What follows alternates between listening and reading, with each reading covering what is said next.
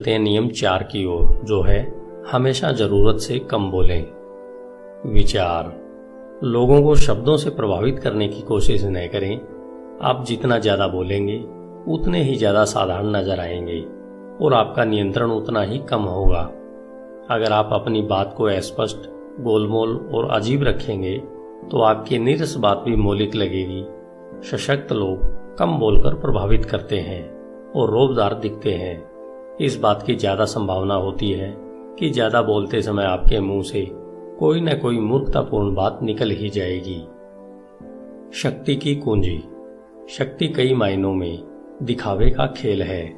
जब आप जरूरत से कम बोलते हैं तो आप हमेशा वास्तविकता से ज्यादा महान और शक्तिशाली नजर आते हैं। आपकी चुप्पी से दूसरे लोग परेशान हो जाएंगे।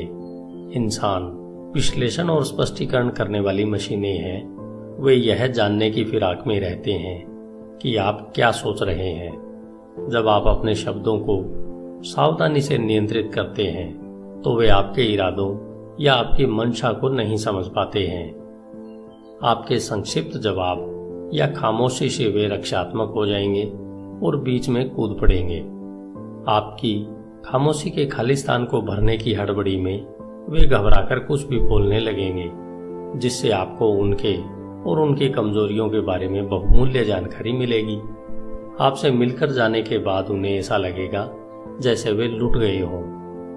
घर जाकर वे आपके हर शब्द पर गहराई से विचार करेंगे। आपकी संक्षिप्त टिप्पणियों पर जब लोग अतिरिक्त ध्यान देंगे तो इससे आपकी शक्ति तो बढ़नी ही है। युवावस्था में चित्रकार एंडी वारहोल को यह समझ आ गया कि लोगों से बातें करके उनसे अपना मनचाहा काम करवाना असंभव है। बातों से लोग आपके खिलाफ हो जाएंगे, आपकी इच्छाओं के विपरीत काम करेंगे और अपने दुष्ट स्वभाव की वजह से आपकी अवज्ञा करेंगे। उन्होंने एक मित्र से एक बार कहा था, मैंने यह सीखा है कि जब आप चुप रहते हैं तो दरअसल आपके पास ज्यादा शक्ति होती है।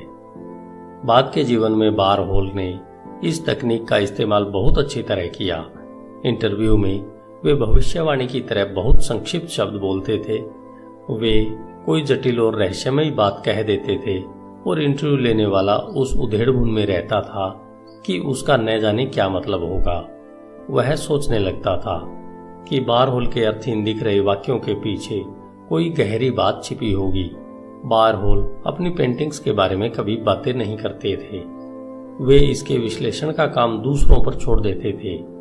वे अपने काम के बारे में जितना कम बोलते थे, दूसरे लोग उसके बारे में उतनी ही ज्यादा बातें करते थे, और लोग उसके बारे में जितनी ज्यादा बातें करते थे, वारहोल की पेंटिंग्स उतनी ही ज्यादा महंगी बिकते थे।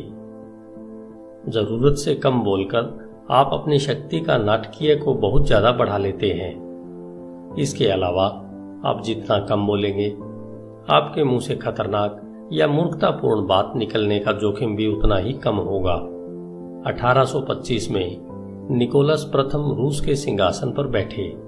उनके सिंहासन पर बैठते ही उनके खिलाफ विद्रोह होने लगा। यह विद्रोह उदारवादी कर रहे थे, जो आधुनिकीकरण की मांग कर रहे थे। वे चाहते थे कि रूस में यूरोप के बाकी देशों की तरह उद्योग धंधे और इमारतें बने। दिसंबर के विद्रोह के नाम से मशहूर इस विद्रोह का निर्ममता से दमन करते हुए निकोलस प्रथम ने विद्रोही नेता कोदरेटी रेलेयेव को मृत्युदंड देने का आदेश दिया। रेलेयेव को फांसी दी जाने के तख्ते पर खड़ा किया गया और उसके गले में रस्सी बांध दी गई। फिर नीचे से तख्ता हटा लिया गया, लेकिन रेलेयेव जैसे ही रस्सी से झूला, रस्सी टूट गई और वह जमीन पर गिर गया। उस वक्त इस तरह की घटनाएं ईश्वर का इंसाफ मानी जाती थी, और जो व्यक्ति मृत्युदंड से इस तरह बचता था उसे आमतौर पर माफ कर दिया जाता था। जब रेलेयेव अपने पैरों पर खड़े हुआ तो उसे चोट तो लगी थी, लेकिन उसे यकीन था कि उसकी जान बच गई है। इसलिए वह भीड़ से चिल्लाकर बोला, तुम लोगों ने देखा, रूस वाले कोई भी काम ठीक तरह से नहीं कर सकते। उन्हें तो रस्सी बनानी भी नहीं आती है। एक संदेशवाहक तत्काल यह खबर लेकर सम्राट के पास गया कि मृत्युदंड नहीं दिया जा सका।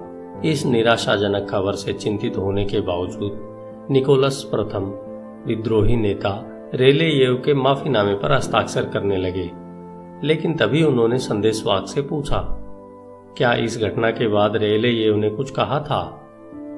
संदेशवाहक ने जवाब दिया, उसने कहा था कि रूस वालों को तो रस्सी बनाने भी नहीं आती है। सम्राट ने माफीनामे को फाड़ते हुए कहा, अगर ऐसी बात है तो हम उसकी बात को गलत साबित करके दिखा देंगे। अगले दिन रेलेयेव को दोबारा फांसी के फंदे पर लटकाया गया और इस बार रस्सी नहीं टूटी। यह सबक सीख लें, एक बार बाहर निकल जाने के बाद आप शब्दों को दोबारा नहीं लौटा सकते। उन्हें नियंत्रण में रखें।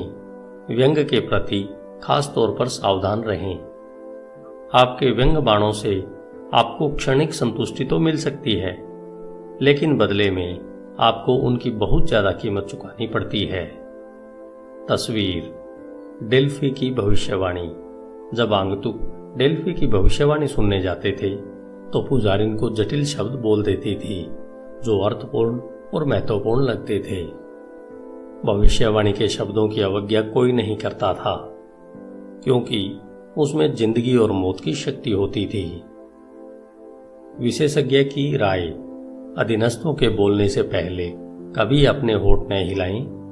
मैं जितनी ज्यादा देर तक चुप रहता हूं, दूसरे उतनी ही जल्दी बोलने लगते हैं। जब वे बोलते हैं तो मैं उनके शब्दों से उनके असली इरादे समझ सकता हूं। अगर सम्राट रहस्यमय न हो तो मंत्रियों की तो चांदी ही हो जाएगी। धन्यवाद। hindiaudiobook.com। आइए चलते हैं नियम 5 की ओर, जो है प्रतिष्ठा पर बहुत कुछ निर्भर करता है।